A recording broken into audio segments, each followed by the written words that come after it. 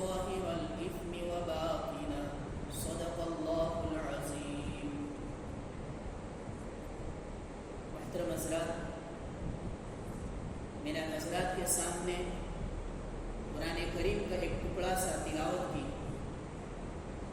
جس میں اللہ تبارک و تعالیٰ نے فرمایا کہ وَذَرُوا ظَاهِرَ الْإِثْمِ وَبَاطِنَهُ، کہ تم جو ظاہر میں گناہ کرتے ہو، جو تم ظاہر میں دکھے ایسا گناہ کرتے ہو، ان گناہوں کو چھوڑ دو، اور جو باطن میں گناہ کرتے ہو ان گناہوں کو بھی چھوڑ دو.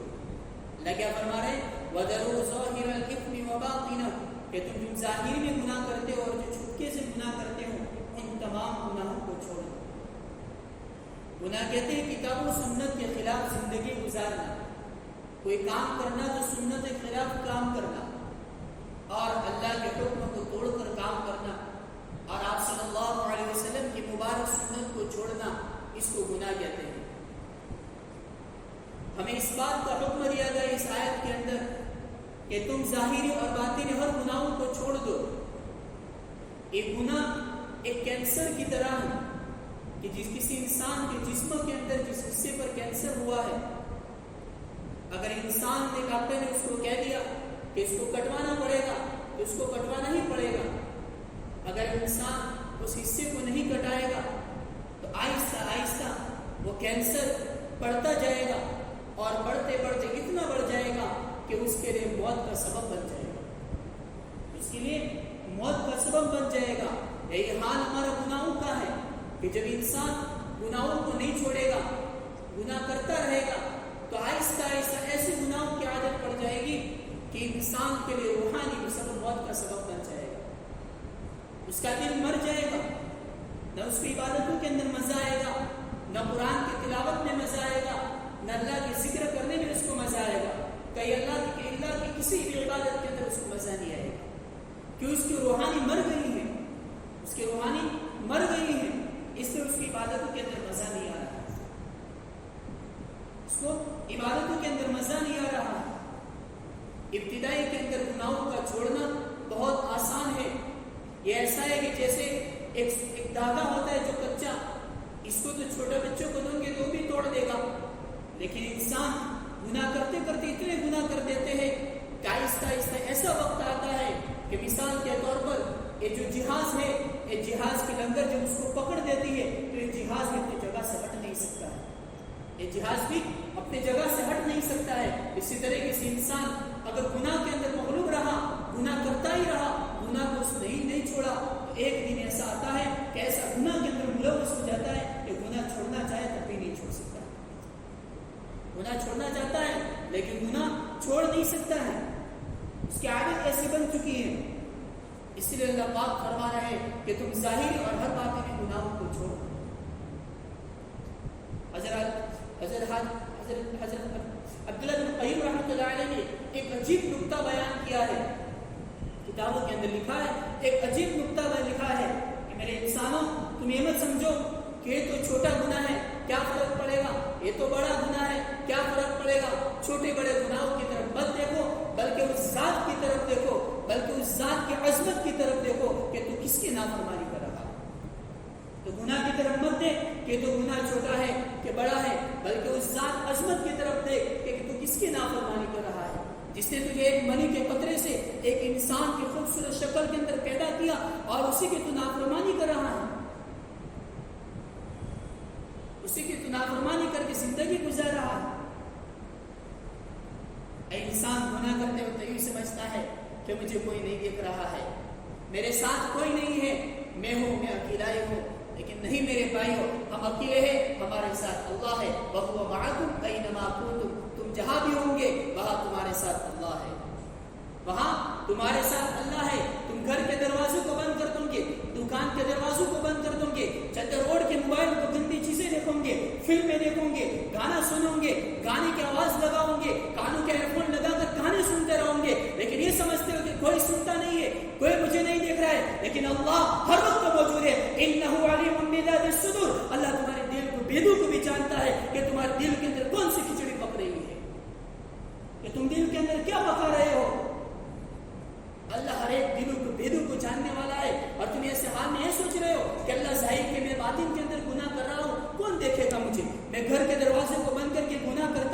ایک عورت کے ساتھ سویا ہوا ہو، میں ہوں اور عورت ہے، دوسرا کوئی نہیں ہے اور موبائل ہے، ایسے گندے حرکتیں دیکھتا رہوں گا تو مجھے کون دیکھ رہا ہے، ایسے سوچ رہے ہو، جبکہ قرآن تو یہ کہہ رہا ہے انہ علیم بذات الصدور کہ اللہ تو تمہارے دلوں کو بہدو کو بھی جاننے والا ہے، تمہاری نیتیں کیا ہے، تم کیا سوچ رہے ہو، وہ بھی اللہ جاننے والا ہے، وہ بھی اللہ جان رہا ہے۔ اور تم گناہ کے اندر ایسے ملوث ہو، نہ آگے دیکھتے ہو نہ پیچھے دیکھتے ہو، ایسا بھی گمان کے اندر نہیں آتا کہ اللہ مجھے دیکھ رہا، اللہ مجھے دیکھ رہا ہے، جا رہے راستے میں آنکھوں سے آنکھیں دکھا رہے ہیں، بائک چلا رہے ہیں، قل للمؤمنین یغضوا من ابصارہم، قرآن کہہ رہا ہے قل للمؤمنین یغضوا من ابصارہم ویحفظوا فروجہم، اپنے آنکھوں کی حفاظت کرو، اپنے شرمگاہوں کی حفاظت کرو۔ یہاں کیا حال ہے، بائک چلا رہے ہیں، ایک طرف نگاہ ایک دوسرے کی عورتوں پر پڑ رہی ہے اور مست نگاہوں کے اندر جا رہے ہیں، گناہ کے اندر ملوث ہے۔ میرے بھائی ذرا سوچو تو صحیح، جس وقت ہم کانوں کے اندر ہیڈ فون لگا کر سن رہے گانا، جس وقت ہم موبائل کے اندر گندی چیزیں دیکھ رہے ہیں، اللہ حفاظت فرمائے، اگر اسی حالت میں ہماری موت آ گئی تو ہمارا کیا حشر ہوگا، اسی وقت ہمارا کیا حشر ہوگا۔ سے میرے بھائی گناہ کرتے ہو تو اللہ سے ڈرو، اللہ ہر جگہ موجود ہے، اللہ ہر جگہ ہر وقت موجود ہے، تم جہاں کہیں بھی جاؤ گے ایسی جگہ پر جا کے گناہ کرو کہ جہاں کوئی نہ دیکھتا ہو، ایسی جگہ تم کو کہیں نہیں ملے گی دوست، ایسی جگہ کہیں نہیں ہے، ہر جگہ اللہ موجود ہے۔ اور ہم دکانوں کے اندر بیٹھے ہیں، بائکوں پر جا رہے ہیں، سفر کے دوران میں ہے، موبائل کے اندر گانے لگ رہے ہیں، جبکہ وہاں قرآن کی تلاوت ہونی چاہیے، دین کی باتیں ہونی چاہیے، اس کی جگہ پر قرآن سن رہے ہیں، لوگ گانے سن رہے ہیں۔ قرآن کہہ رہا ہے وَمِنَ النَّاسِ مَن يَشْتَرِي لَهْوَ الْحَدِيثِ لِيُضِلَّ عَن سَبِيلِ اللَّهِ بِغَيْرِ عِلْمٍ، اللہ فرما رہے ہیں کہ لوگوں میں سے بعض ایسی چیزیں خریدتے ہیں جو بیکار ہے، جو گانا سننے کے اندر مشغول ہو جاتے ہیں۔ لہو الحدیث مفسرین نے لکھا ہے کہ یہاں گانا مراد ہے، گانا بجانا اور گانا سننا مراد ہے، یہ سب گناہ کی چیزیں ہیں دوستو، یہ گناہ کی چیزیں ہیں۔ مولانا اشرف علی تھانوی رحمۃ اللہ علیہ فرماتے ہیں کہ انسان یہ سمجھتا ہے کہ تو چھوٹا گناہ ہے اور یہ بڑا گناہ ہے، فرماتے ہیں کہ چھوٹے گناہ کی مثال چھوٹی چنگاری ہے اور بڑے گناہ کی مثال بڑی چنگاری ہے۔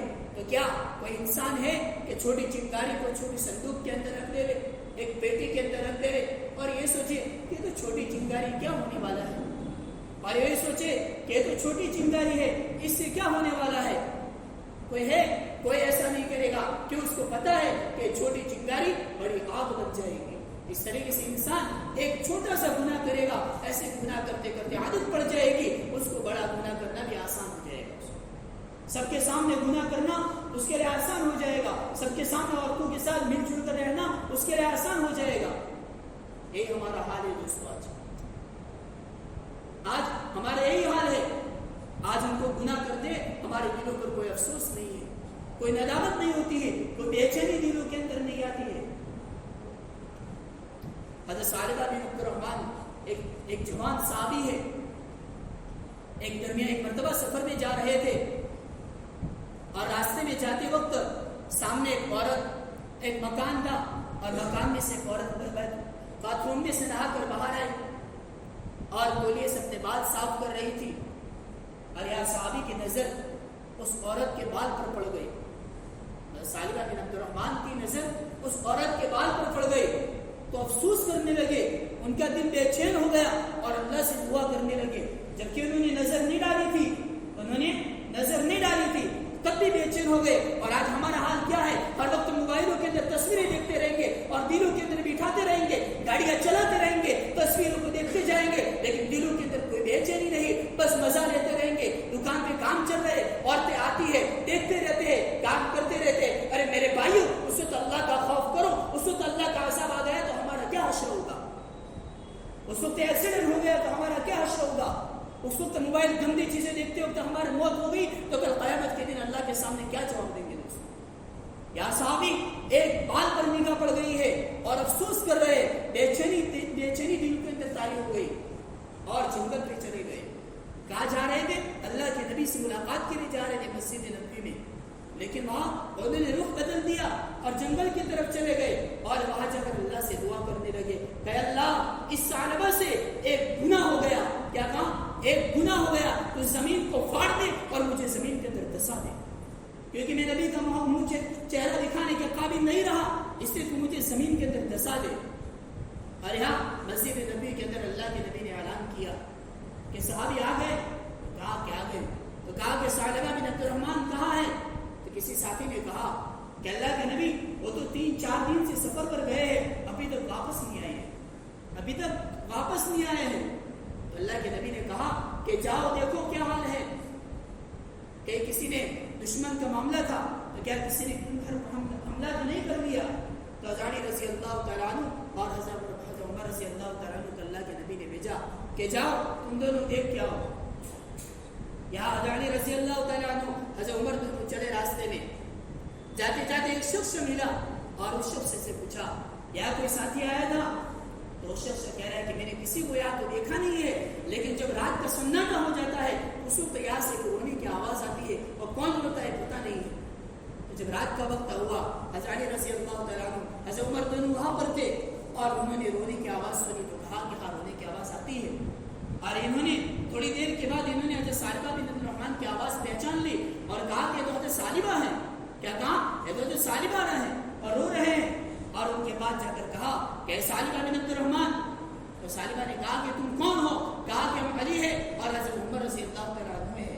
کہا کہ کیوں آئے ہو؟ کہ ہم تم کو اللہ کے نبی نے بلایا ہے، اللہ کے نبی کے پاس لے کر جانے کے لیے آیا ہے۔ تو کیا کہا کہ نہیں، میرا منہ دکھانے کے قابل نہیں رہا، مجھ سے گناہ ہو گیا ہے، میں آج اللہ سے دعا کرتا ہوں کہ اللہ مجھے زمین کو پھاڑ دے اور زمین کے اندر مجھے دسا دے، اور تم حضرت عمر سے کہہ رہے کہ تم آمین کہو تاکہ اللہ میری دعا کو قبول کر دے۔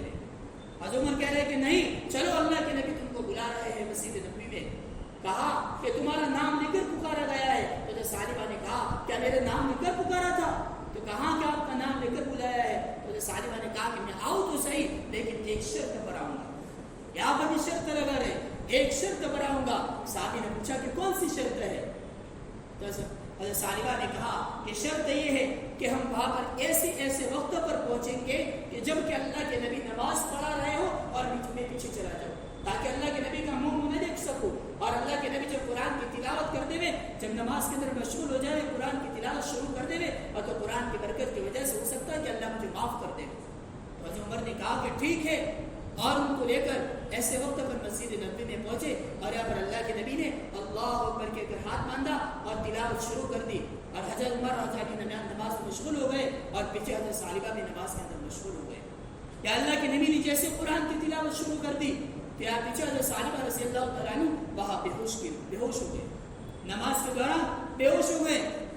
تو پھر جب اللہ کے نبی کی نماز پوری ہوئی گی تو اس کے بعد اللہ کے نبی نے پوچھا کہ علی تم آ گئے؟ کہا کہ ہم آ گئے۔ ثعلبہ کہا ہے؟ حضرت علی نے فرمایا کہ اللہ کے نبی وہ پیچھے رہے، وہ بے ہوش ہے، نمازی کی حالت میں بے ہوش ہو گئے تھے۔ پھر حضرت آپ صلی اللہ علیہ وسلم اپنے مصلی میں سے کھڑے ہو کر اصحابی کے پاس حضرت ثعلبہ کے پاس پہنچے، اور وہاں جا کر ان کو اپنی گود کے اندر اپنا چہرہ رکھ دیا۔ حضرت ثعلبہ کا چہرہ اللہ کے نبی کی گود پر رکھ دیا اور پانی منگوایا، ان کے چہرے پر پانی ڈالا تاکہ ہوش آ جائے، اور جیسے ہی ہوش آیا تو حضرت ثعلبہ نے دیکھا کہ یہ تو اللہ کے نبی ہے۔ کیا کہا؟ یہ تو اللہ کے نبی ہے۔ فوراً انہوں نے کہا اے اللہ کے نبی میرے چہرے کو ڈھانپ دو اور زمین پر رکھ دو میرے چہرے کو، کیونکہ میں نے ایسا گناہ کر دیا ہے کہ میرے چہرہ آپ کو دکھانے کے لیے قابل نہیں رہا۔ اللہ کے نبی نے فرمایا اے ثعلبہ فکر نہ کرو، اللہ نے تمہاری مغفرت کر دی ہے، تمہاری وحی اتاری میرے پر، حضرت جبرائیل علیہ السلام آئے تھے اور تمہاری مغفرت کر دی ہے، تم جاؤ گھر پر چلے جاؤ۔ حضرت ثعلبہ نے کہا کہ اللہ کے نبی اللہ نے مجھے معاف کر دیا؟ اللہ کے نبی نے کہا کہ ہاں معاف کر دیا، اتنا سننا تھا۔ اور پھر سے حضرت ثعلبہ رضی اللہ تعالیٰ عنہ نے ایسی چیخ ماری، پھر سے بے ہوش ہو گئے، پھر سے بے ہوش ہو گئے، اور بے ہوش ہونے کے بعد اللہ کے نبی نے کہا کہ اب ان کو گھر پر لے کر جاؤ۔ ان کے بیوی بچے انتظار کر رہے، جوانی تھی، جوانی کی حالت میں چلے گئے تھے، ان کو لے جاؤ ان کے گھر پر، اور ان کے گھر پر لے کر گئے تو ان کے بچے ان کی بیوی انتظار میں بیٹھے ہوئے تھے، اور یہاں بے ہوشی کی حالت میں تھوڑی دیر کے بعد جب ہوش آیا اور یہ گھر پر موجود تھے، اپنی بیوی کو کہا اے بیوی میں نے ایک مجھ سے بہت بڑا گناہ ہو گیا ہے، اللہ سے میرے لیے معافی مانگتے رہنا اور اپنے بچوں کی اچھی طریقے سے تربیت کرنا۔ اور پھر اس کے بعد اپنے بچوں کو پاس میں بلایا اور کیا کہا اس وقت، اے میرے پیارے بیٹو، اے میرے پیارے بیٹو میرے جیسا مت بننا، مجھ سے گناہ ہو گیا، میرا جیسا گناہ مت کرنا، اچھے نیک صالح بننا۔ کیا کہا؟ اچھے نیک صالح بننا اور اللہ سے دعا کرنا۔ اور اتنے میں ایک چیخ پھر سے ایک چیخ ماری اور اللہ کے پیارے ہو چکے، اللہ کے پیارے ہو چکے. یا مسجد نبی کے اندر اللہ کے نبی بیٹھے ہوئے تھے، جنازہ آیا، اللہ کے نبی نے پوچھا کس کا جنازہ ہے؟ کہا کہ حضرت صاحبہ کا ہے. اللہ کے نبی نے کہا کہ میرے ساتھی اپنی تکلیف کو برداشت نہ کر سکا، میرا ساتھی اپنی تکلیف کو برداشت نہ کر سکا. اور آج ہمارا کیا حال ہے؟ ہم پورے وقت کے اندر گناہوں کے اندر مبتلا رہتے ہیں، آنکھوں سے آنکھیں دیکھتے رہتے ہیں، ایک دوسرے پر آنکھیں ڈالتے رہتے ہیں، عورتوں پر نگاہیں ڈالتے رہتے ہیں، جبکہ قرآن میں کہہ رہا ہے قل للمؤمنین یغضوا من ابصارہم، اپنے آنکھوں کی حفاظت کرو تاکہ اپنی شرمگاہ کی حفاظت رہے گی. اس سے میرے بھائیوں اللہ سے معافی مانگتے رہو، ہر وقت اللہ سے ڈرتے رہو. اللہ سے ڈرو گے تو اللہ کی ایمان کی حلاوت آئے گی. جب ایمان کی حلاوت آئے گی تو کبھی انسان گناہ نہیں کرے گا، انسان کبھی گناہ نہیں کرے گا، لیکن اس کے لیے تکلیف اٹھانی پڑے گی. تکلیف یہی ہے کہ اپنے نفس کو دباؤ، اپنے نفس کو کچل ڈالو. جب انسان نفس کو کچلے گا، جب اس کے دل کے اندر خیال ہوئے کہ چلو میں گناہ کروں، اس وقت اس گناہ کو چھوڑ دے گا تو اللہ کی محبت اس پر اترے گی اور اللہ کا ڈر اس کے دل کے اندر